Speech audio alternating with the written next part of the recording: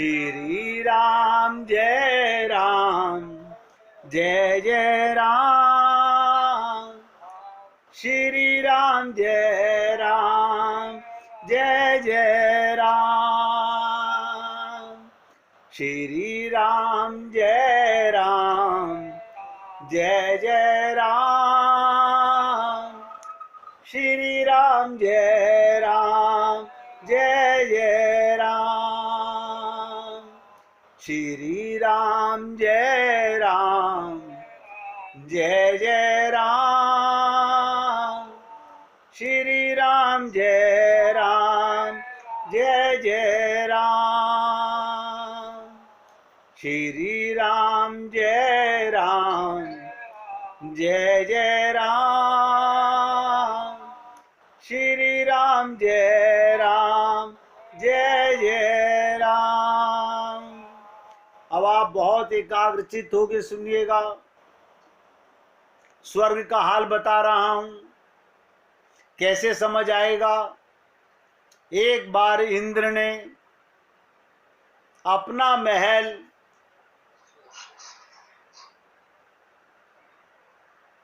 बहुत सुंदर बनाने का प्रयत्न किया और उसके लिए जब महल का नक्शा बनवाया, वो लेकर के अपने गुरु बृहस्पति के पास पहुंचे और अपने गुरुदेव को दिखाया कि देखिए गुरुदेव, मैं नया महल बनवा रहा हूं, इसमें आपके लिए भी एक अलग से कोठी बन रही है। आप छोटे से आश्रम में रहते हो इस महल में, मैं आप बड़े आपके लिए भी बहुत सुंदर महल बनवाना चाहता हूं। लेकिन गुरु बृहस्पति को अच्छा नहीं लगा। बृहस्पति को अच्छा नहीं लगा। गुरुदेव राजा इंद्र की बात सुनकर हंसने लगे। उन्होंने कहा, गुरुजी, क्या मैं गलत कर रहा हूं? बोले, नहीं बेटा, गलत नहीं कर रहे हो। बोले, फिर आप हंसे क्यों? आपको तो खुश होना चाहिए था, मैं आपके लिए भी एक नई बंगला बनवा रहा हूं। बोले, मुझे हंसी इसलिए आ गई, ये सामने वृक्ष के ऊपर जो मकोड़े चल रहे हैं, नजर आ रहे हैं? बोले, हाँ नजर आ रहे हैं। बोले, मकोड़ों की लाइन नजर आ रही है? बोले, हाँ नजर आ रही है। बोले, इतने मकोड़े जितने तुझे नजर आ रहे हैं, इतने स्वर्ग के इंद्र मेरे सामने बदल चुके हैं। तू किसके लिए महल बनवा रहा है?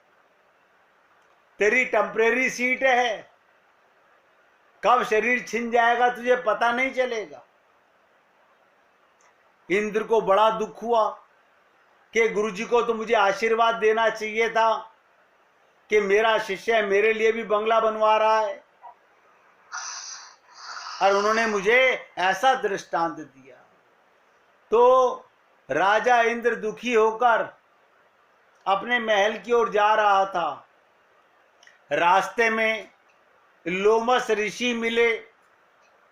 वो चटाई लपेट के, चटाई सब जानते होंगे, लपेट के अपनी बगल में दबा के बड़ी तेजी से चले जा रहे थे। इंद्र ने कहा, रुकिए रुकिए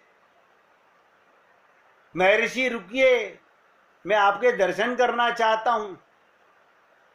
वो रुक गए। बोले, जल्दी बोल। क्या कहा? जल्दी बोल, तू क्या चाहता है?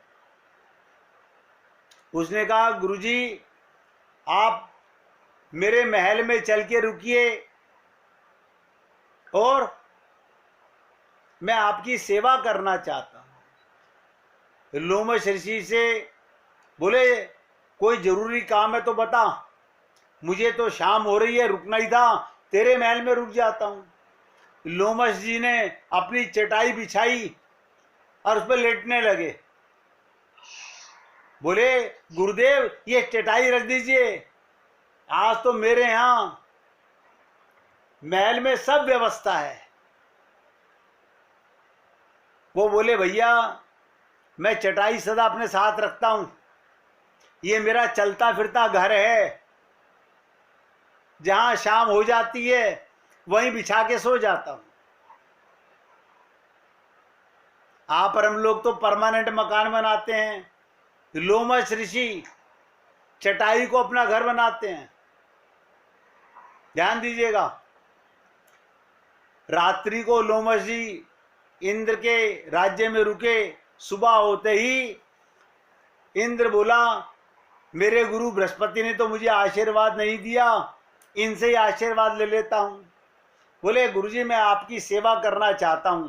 बोले कर ले। बोले मैं आपको स्नान कराना चाहता हूं। तो इंद्र लोमश ऋषि को स्नान कराने लगा।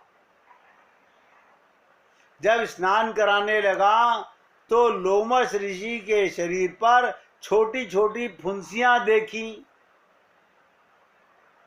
छोटी छोटी फुंसियां देखी।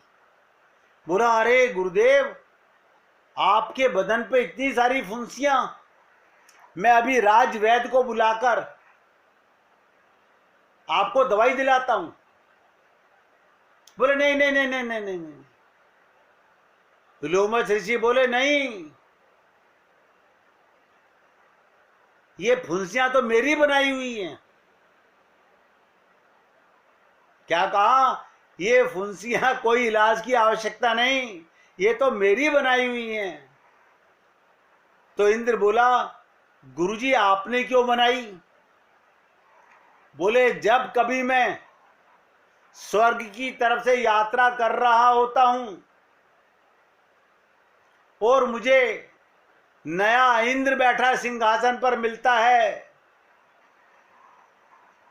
तो मेरे शरीर पर जितनी फुंसियां बनी हुई हैं, इतने इंद्र मेरे सामने स्वर्ग के राजा बन चुके हैं। इतनी बात सुनकर के इंद्र की बुद्धि भ्रष्ट हो जाती है। आप और हम लोग सपनों के महल बना रहे हैं। जिस कार्य के लिए ये मनुष्य शरीर मिला, सीतारामाचार्य जी ने कहा इस देह में हरि मिलते हैं, इस बात को भूलना नहीं। हम लोग इसी बात को भूल करके गुरुजी को याद रखते हैं, लेकिन गुरुजी की बात को याद नहीं रखते। हम गुरुजी को मानते हैं लेकिन गुरु की बात नहीं मानते। ये हम सबकी कमजोरी है। और फिर क्या कहते हैं? दोष गुरु को देते हैं, हमारा कल्याण क्यों नहीं हो रहा। अब आप मुझे बताइए, हमने आपसे निवेदन किया संसार में व्यवहार कीजिए, एक्टिंग कीजिए, लेकिन नहीं करते।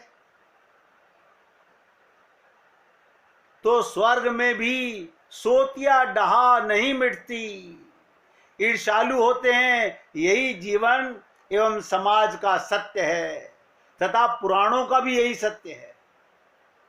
हर सद्गुण संपन्न व्यक्ति अपने को अधिक से अधिक भोगों से युक्त करना चाहता है। स्वर्ग में बैठे हुए देवता सुखी नहीं रहते, सुविधा में रहते हैं। नोट कर लीजिए,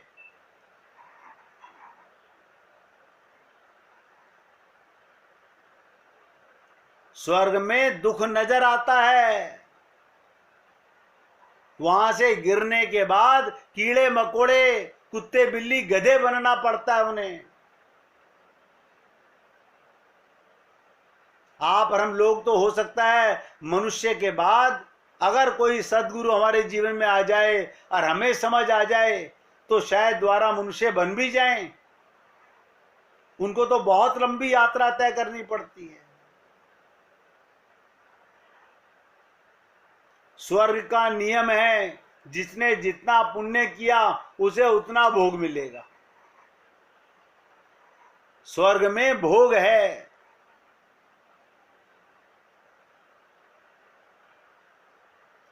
जब देवता अपने बगल वाले देवता के पास अधिक भोग देखते हैं तो उसके मन में भारी ईर्ष्या उत्पन्न होती है, और ये ईर्ष्या उनके लिए एक संकट खड़ा कर देती है। वो संकट क्या है? वो ये है, यदि ईर्ष्या इस संसार में रहने वाले व्यक्ति के मन में उत्पन्न हो तो वो प्रयत्न करके आगे बढ़ने की चेष्टा कर सकता है, पर स्वर्ग में तो आगे बढ़ने की कोई संभावना ही नहीं है।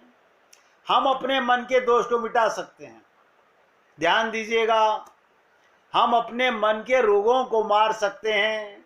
स्वर्ग का देवता मन के रोगों का इलाज नहीं कर सकता। इसीलिए कहा गया देव दुर्लभ ये मानव शरीर है। आप और हम लोगों को जो मौका मिला है वो देवताओं को नहीं मिला। देव दुर्लभ ये मानव शरीर है।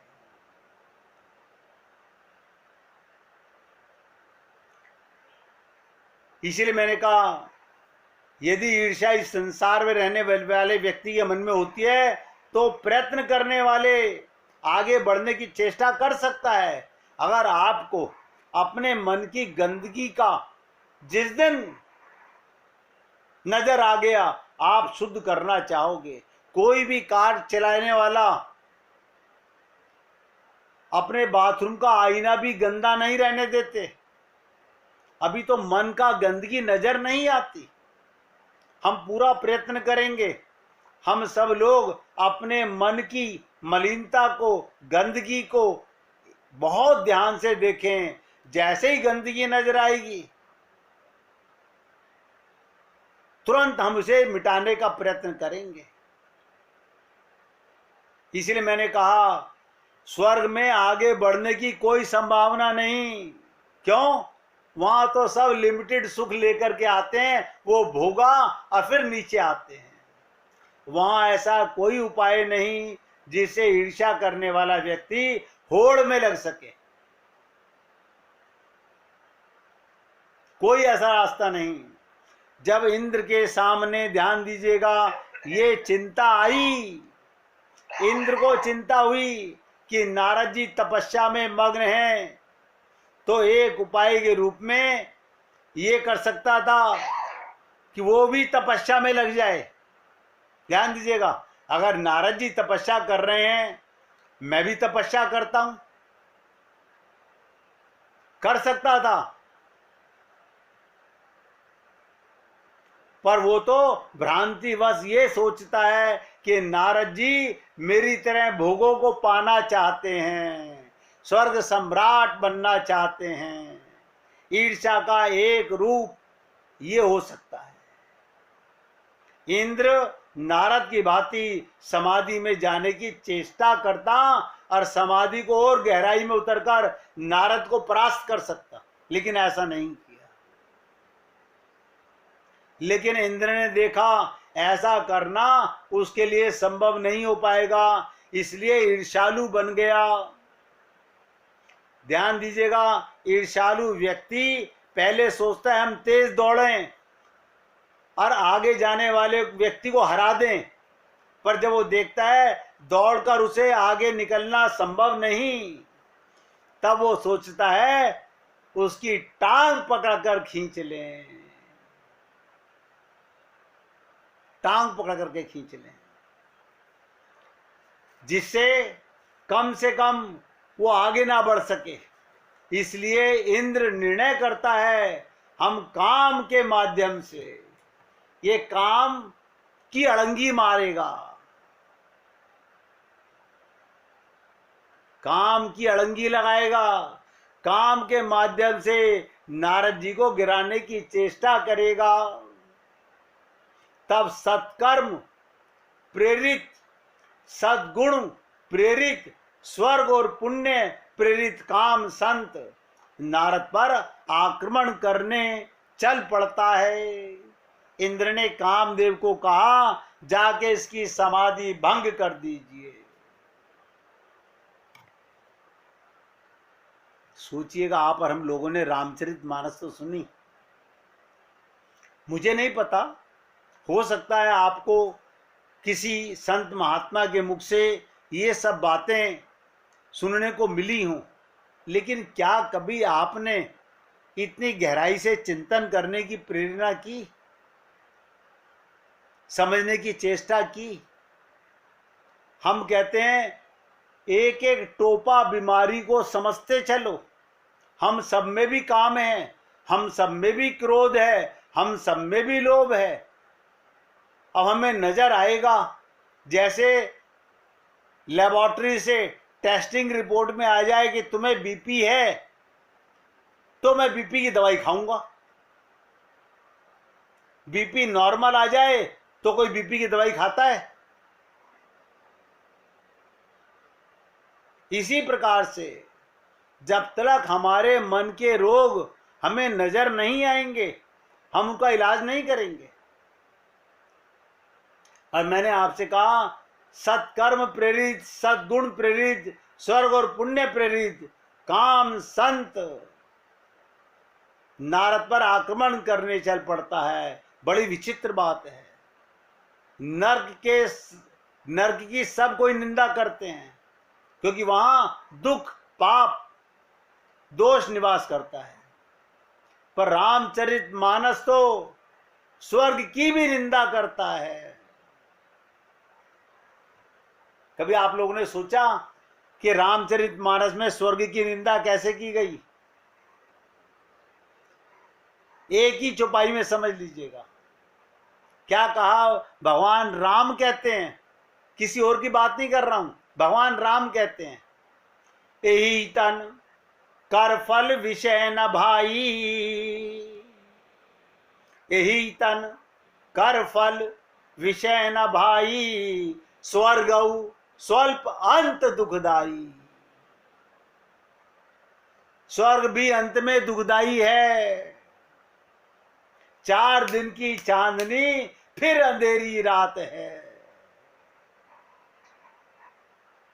मैं तो आप लोगों को स्वर्ग का आईना दिखा रहा हूं। स्वर्ग से तो ये मृत्यु लोक भी नसीब नहीं होता, नरक लोक में जाना पड़ता है। इसलिए कहा गया रामचरितमानस में, इस चौपाई को गहराई से समझिएगा कि यही तन कर फल विषय ना भाई। संसार के, स्वर्ग के काम पाने के लिए ये तन की जरूरत नहीं है। इस तन का तो स्वर्ग स्वल्प अंत दुखदाई। अगर तुम कामनाओं के कारण, इच्छाओं के कारण, भोगों के कारण स्वर्ग जाना चाहते हो, तो इस शरीर में आके स्वर्ग कोई नहीं जाता।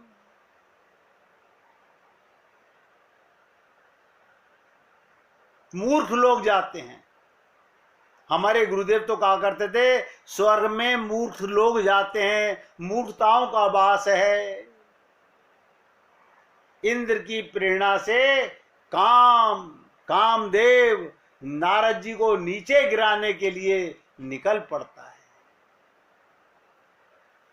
और अप्सराओं के साथ कामदेव क्या करता है? अप्सराओं के साथ वहां जाकर उन पर प्रभाव डालने की चेष्टा करता है, लुभाता है, उनके मन को भ्रमित करता है, समाधि से बाहर निकालना चाहता है। फिर क्या हुआ?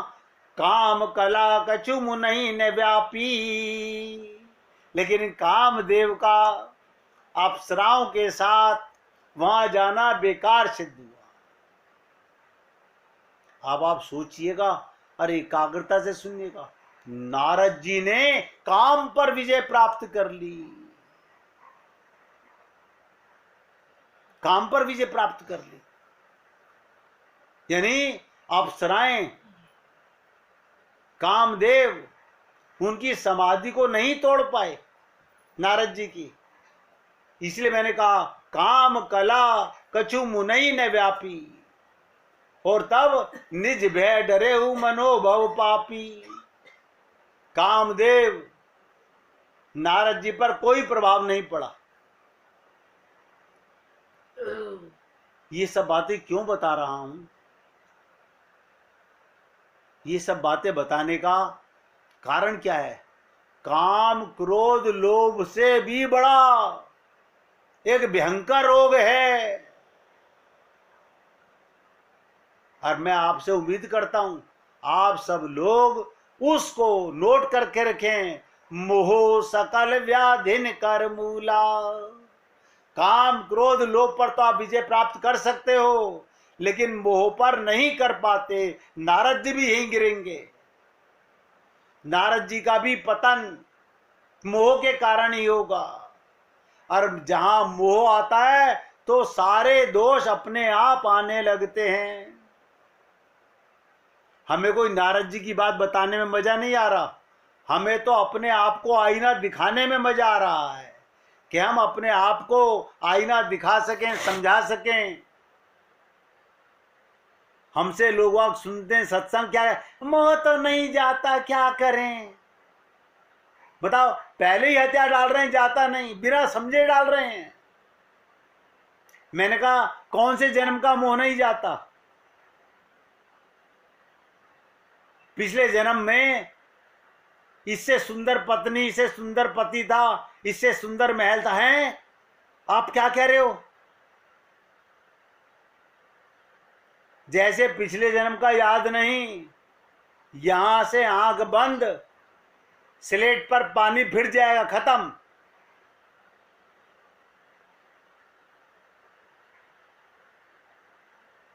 भैया मैंने अपने गुरु से जो शिक्षा ली मैं वही आपको दे सकता हूं। तो नारद जी पर काम का कोई प्रभाव नहीं पड़ा, तो काम डर के मारे कांपने लगा। यदि नारद जी गिर पड़ते तब तो बड़ा आनंद होता, स्वर्ग सम्राट बड़ा खुश होता, मैं विजयी हो गया। जैसे आप किसी के पैर पकड़कर खींचने की चेष्टा करें और वो गिर जाता है तो आपका लक्ष्य पूरा हो गया, अड़ंगी मारी वो गिर गया। तो नारद जी की समाधि को तोड़ने के लिए कामदेव अप्सराओं को लेकर आता है, उन्हें लुभाता है, लेकिन नारद जी को गिरा नहीं पाया। देखिएगा अगर यदि आप भी किसी को अड़ंगी मारें, वो गिरा ना पाए, तो आपसे बदला लेने की कोशिश करेगा। काम को भी प्रतीत होता है अब नारद जी मुझ पर कहीं श्राप ना दे दें। कोई किसी को अड़ंगी मारे, वो ना गिरे तो उससे बदला लेता है, लेकिन नारद जी बदला भी नहीं लेते। कामदेव को डर लगा कहीं नारद जी मुझे श्राप ना दे दें। कहते हैं रामचरितमानस में क्या बताया गया, सहित सहाय सभीत अति मानिहारी मन मैल, गहे सी जाए मुनि चरण तब कहीं सुठी आरत बैन। काम अपने सहायकों समेत, अप्सराओं समेत, अपने नौकरों समेत नारद जी के चरण पकड़ लेता है। कामदेव देखिएगा एक ऋषि मुनि के सामने जब उनको अड़ंगी नहीं मार पाया, काम से उन्हें नहीं जीत पाया, तो सबको साथ लेके उनके चरणों में जा पड़ता है और गिड़गिड़ाने लगता है। कहता है महाराज मैं अपनी इच्छा से यहां नहीं आया। कामदेव को भी डर लगता है, कहता है मैं अपनी इच्छा से यहां नहीं आया। इंद्र को भय हो गया था कि आप स्वर्ग पर अधिकार प्राप्त करना चाहते हैं, इसलिए उन्होंने मुझे आज्ञा दी आप मुझे क्षमा करें। सोचिएगा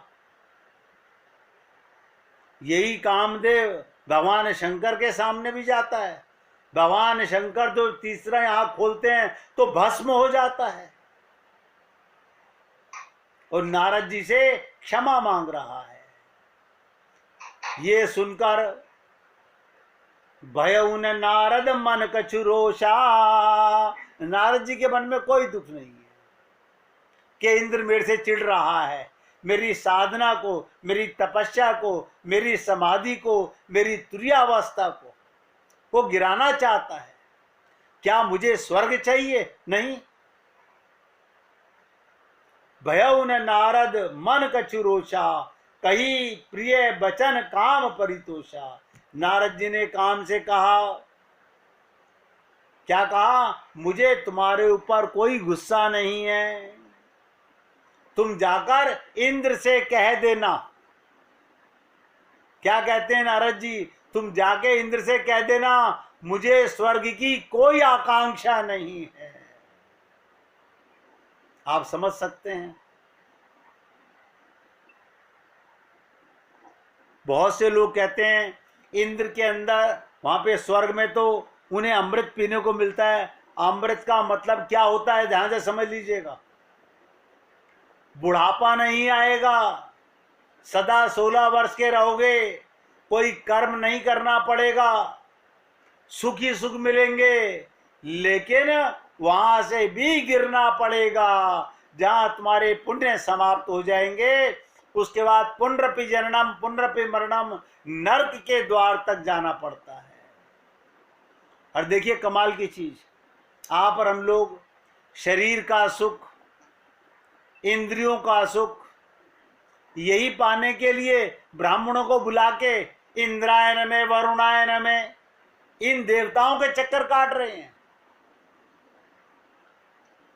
आप सोचिएगा, संत में और देवता में क्या अंतर है? वृंदावन के संत लोग तो क्या कहते हैं, वहां पर देवता दूत, स्वर्ग के देवता विमान लेकर पहुंचे। विमान लेकर पहुंचे किस लिए? कि कोई स्वर्ग जाने को तैयार हो जाए। लेकिन वृंदावन के संतों ने क्या कहा? एहो देवदूतो विमान यहां लाए क्यों, वृंदावन छोड़ के स्वर्ग कौन जाता है। स्वर्ग तो मूर्खताओं का वास है, मूर्ख लोग जाते हैं स्वर्ग के अंदर। जो कामी होते हैं, क्रोधी होते हैं, लोभी होते हैं, मोही होते हैं, वो जाना चाहते हैं, स्वर्ग सम्राट बनना चाहते हैं। हमारे महाराज जी तो कहा करते थे, आप और हम सब लोग स्वर्ग की सीट से वापस आए हुए हैं। हम सब लोगों ने वो स्वाद चखा हुआ है। काम समझ गया, कामदेव समझ गया कि नारद को काम, क्रोध एवं लोभ तीनों के विजेता हैं। कि नारद जी को काम से नहीं जीता जा सकता, क्रोध से नहीं जीता जा सकता, लोभ से नहीं जीता जा सकता। आप समझ लीजिएगा तीनों चीजें। काम से कैसे नहीं जीता जा सकता? अप्सराएं को लेके गए कामदेव, अप्सराएं काम नहीं कर सकी नारद जी के ऊपर, और मैंने इनका समाधि से इनका ध्यान भंग करना चाहा, इनको मेरे ऊपर क्रोध नहीं आया, तो ये काम विजयी भी हो गए, ये क्रोध विजयी भी हो गए। और इन्होंने खुद ही कह दिया कि जाके स्वर्ग के सम्राट को बोल दो मुझे स्वर्ग की कोई आकांक्षा नहीं है। इसका मतलब इन्होंने तीनों चीजों पर विजय प्राप्त कर ली, काम, क्रोध और लोभ पर। नारद जी की काम और क्रोध पर विजय तो उसने देख ही ली थी। अब उसने ये भी देख लिया नारद जी को लोभ भी नहीं जीत सकता, स्वर्ग सम्राट का सिंहासन भी उन्हें नहीं चाहिए।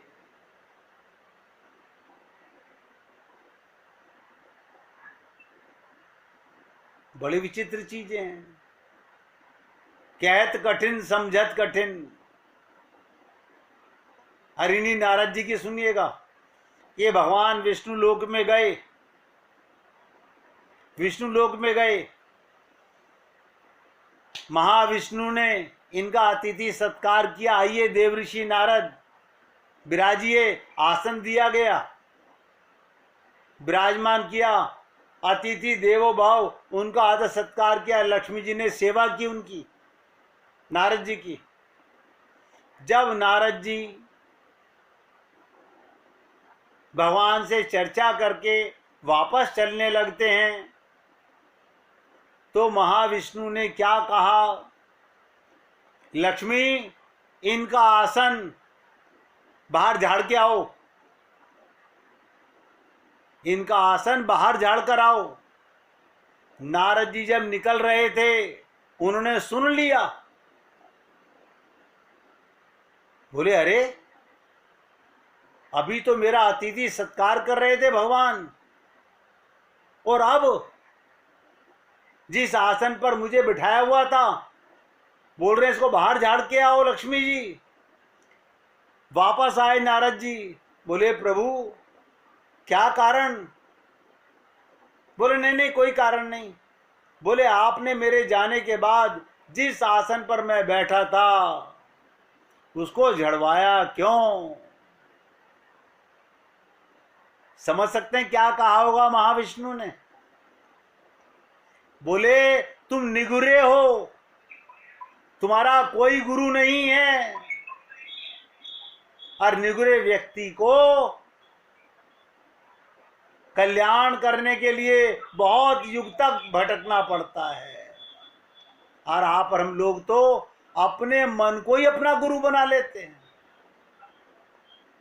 नारद जी की काम और क्रोध पर विजय तो देख ली, अब उसने ये भी देख लिया मुनि को लोभ भी नहीं है।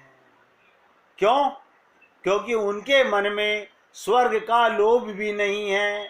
काम स्वर्ग को लौटकर सबको नारद की विजय गाथा सुनाते हैं। जाके इंद्र को कहते हैं कामदेव तुम हार गए, नारद जी का समाधि में नहीं तोड़ सका, मैं उन्हें किसी प्रकार भी काम से, क्रोध से, लोभ से, समाधि से नहीं गिरा सका।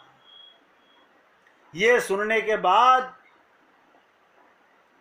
उस विजय को सही रूप में ग्रहण करते हैं, पर नारद जी के जीवन का एक दुर्भाग्य था। क्या दुर्भाग्य? जिस घटना का अर्थ इन सारे देवताओं और काम सही रूप में ले पाए, नारद स्वयं उस घटना को सही अर्थ में नहीं ले पाए।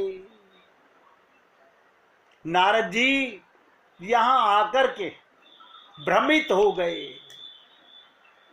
देखिएगा, काम पर, क्रोध पर, लोभ पर विजय पाने के बाद भी नारद जी ने एक ऐसी त्रुटि की।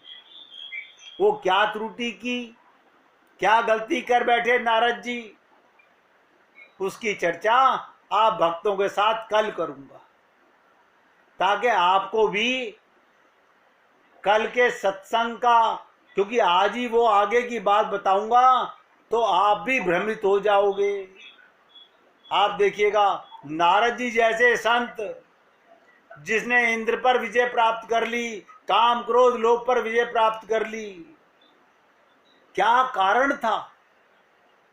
वो क्यों नहीं पचा सके इस बात को कि इंद्र जिनकी तारीफ कर रहा है, स्वर्ग के देवता जिसकी तारीफ कर रहे हैं, ऐसे नारद मुनि का कहां क्या कारण रहा? और आप और हम लोग अपने आप से मन के रोग को नहीं देख सकते। और मैं आपसे निवेदन किया था 3 दिन पहले, हम सबके अंदर, ध्यान दीजिएगा, हम सबके अंदर मन के रोग के जीवाणु भरे पड़े हैं। आप बुरा नहीं मानेंगे, आप शरीर से स्वस्थ हो सकते हैं, लेकिन मन के रोगों को नहीं जान सकते। इसी चर्चा को इतना लंबा समझना चाहते हैं जिससे आप और हम लोग अपने मन के दोषों को समझ सकें, और जिस व्यक्ति ने मन के रोगों पर विजय प्राप्त कर ली वो समझ लीजिए भगवान को पा जाता है। तो आज यहाँ पर सत्संग को